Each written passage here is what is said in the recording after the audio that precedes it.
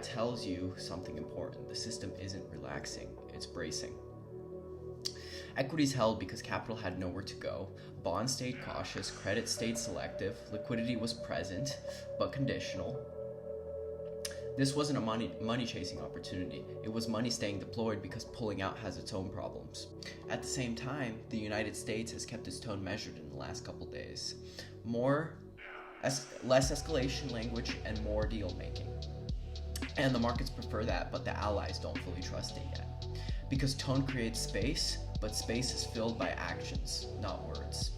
And that's the pattern you start to see clearly over these past couple days. Power isn't being exercised loudly, it's being exercised positionally. Countries aren't announcing dramatic shifts, they're adjusting quietly, and here are the statistics to back it up. Trade relationships are being reassessed, strategic partnerships reinforced, and resources are being treated less like commodities and more like leverage.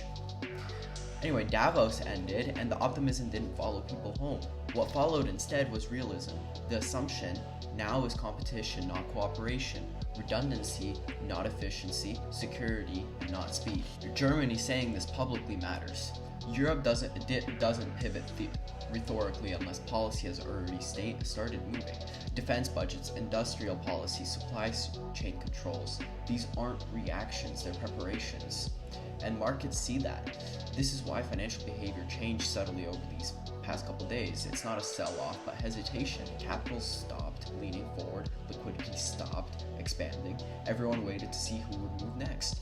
Meanwhile, the Middle East remained tense without producing a single defining headline, and that's the point.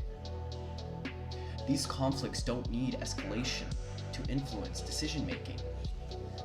They operate at a constant background risk, always priced, always shape behavior. And outside the traditional power centers, countries like India and Brazil continued positioning themselves as swing players, neutral where possible, strategic when necessary, leveraging resources, population, and geography to stay flexible in a fragmented system.